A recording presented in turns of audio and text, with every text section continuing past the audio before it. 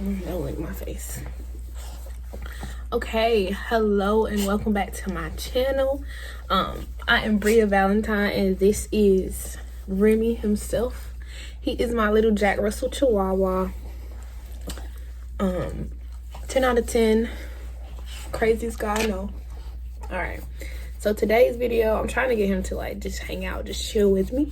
But today's video is going to be the 8 things that I wish I knew before.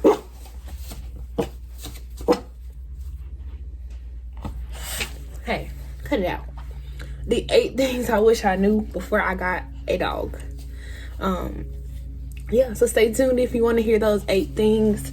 As you can see, we got some things to talk about.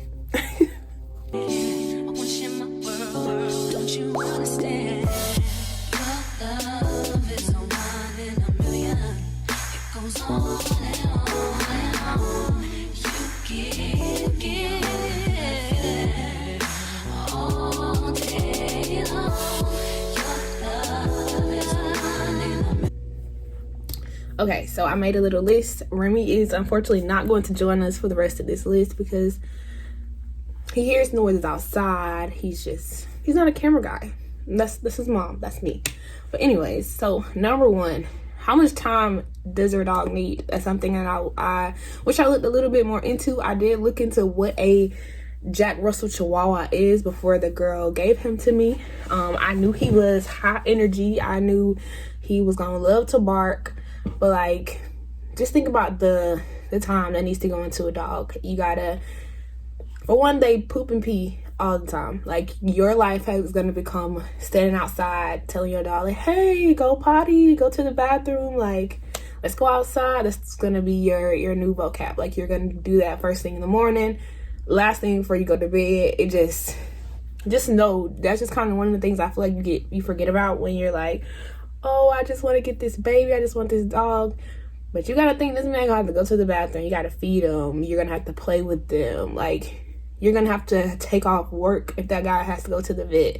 You're gonna have to use your off days sometimes to take your dog to get groomed or to go get the vaccinations he needs. So I think thinking about how much time goes into having a dog is super important.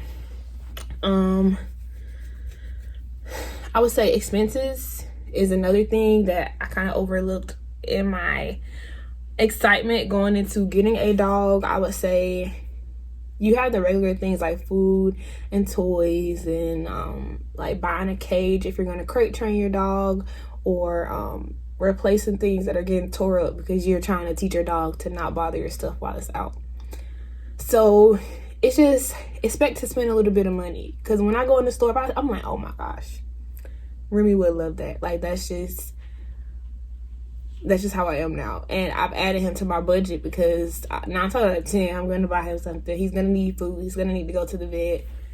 So just work your dog into your budget. You're going to have to allocate some money to take care of them monthly, if not bi-weekly, like every time you get paid. But you'll find a better way to manage it. I've decided that I have to tell myself no sometimes, that he doesn't need a new toy every time I buy groceries. I mean, self-control comes, I guess. Something else I wish I would have known was how much time actually goes into training. I always thought, like, people with really well-behaved dogs was easy, but no. They put time into it every single day.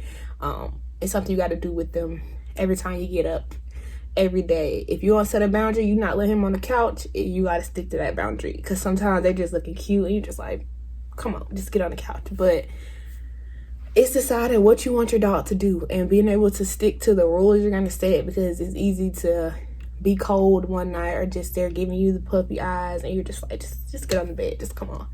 And now he's on the bed for the rest of his life. Like, it's just how it goes. Number 4 would probably be routine. Like, your dog needs a routine. When I got my dog, I got Remy at first, we were living in we're still in a pandemic, but it was completely different. We was on lockdown, wasn't a lot of places to go. I wasn't working at the time, so I was always home with him. So that was a big adjustment from me being able to form my whole day around taking care of my dog versus now where I am working 9 hours a day, and I'm taking my lunch break to come home and take him out, and I'm trying to make sure he's exercising in his playpen while I'm at work, making sure I'm feeding him. Like, at my job, any job I get, I let them know, like, I have a dog. He is my priority.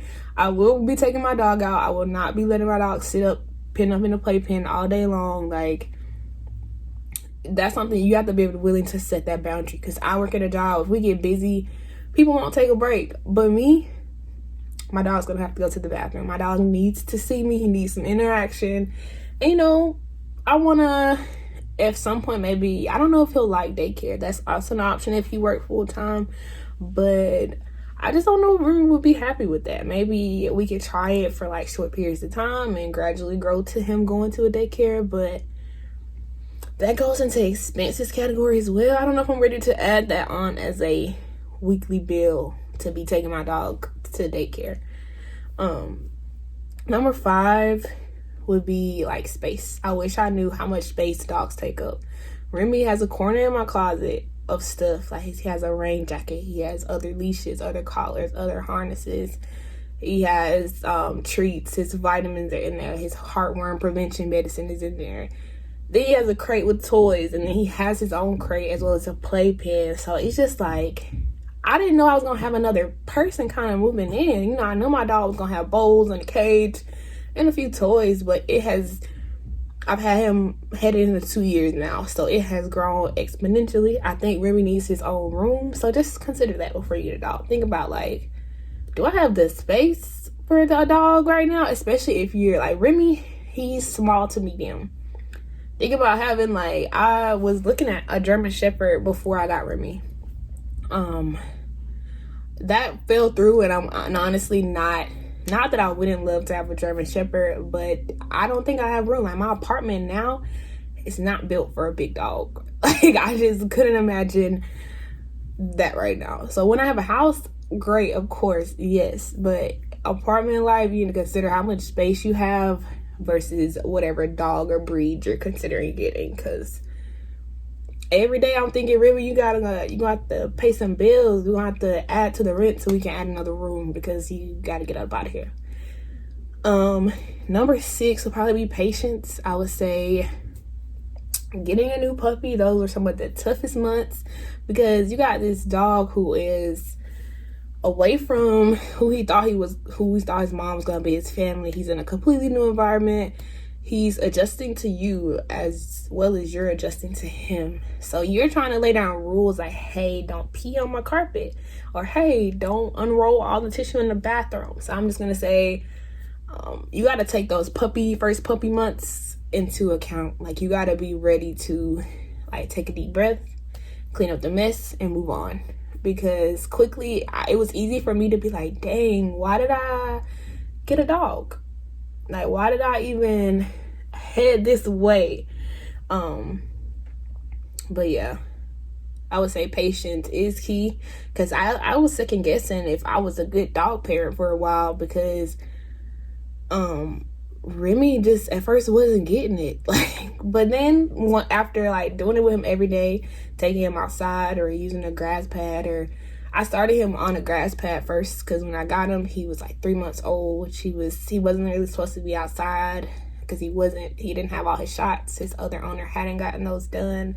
He had never been to the vet yet, so I had to introduce him to going to the vet, as well as learning to use the bathroom outside, because he thought he could just go anywhere, and that was not the vibe at my house. You cannot just pee on my floor.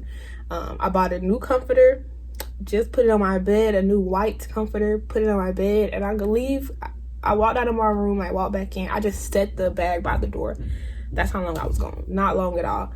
I come back, and it's a big yellow pee-pee squirt down the side of my comforter, and I'm just like, who possibly could have peed on this but you? And it's just like, you really gotta be like, dude, I just spent like $90 on a new comforter set, and he pees on it. So it's like, can you handle that?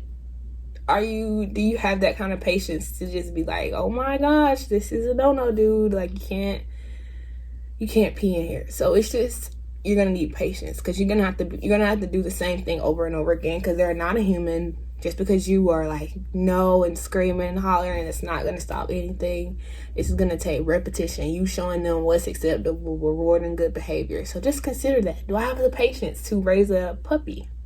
Or to, if you're adopting a dog, or to take care of a dog that may have a history before you got them. Number 7, I wish I knew how much storage he was gonna take up in my phone. Like, I have an outrageous numbers of pictures of this puppy, and like, I didn't know I was gonna have to increase my iCloud storage to have a dog. Like, I'll plug some in here, but I just take pictures of him all the time. So yeah, storage and phone is something I wish I knew. Last one would be how much I love him. Like, regardless of everything I've said before, you'll love them. You'll feel like you can't live without them. It's just like you'll imagine life without your dog, and then you're just like, there's no way. So honestly, I wasn't prepared for how attached I would be to my animal, because I was away from him for maybe like 24 hours or less, letting my roommate's sister watch him, and that was kind of tough for me. Like, all I could do was think about Remy, and I'm glad she was texting me updates, because I don't know if I would have made it without the updates. But yeah, just prepare. I wish I knew how attached I would be, because I probably would have gotten a dog a lot sooner.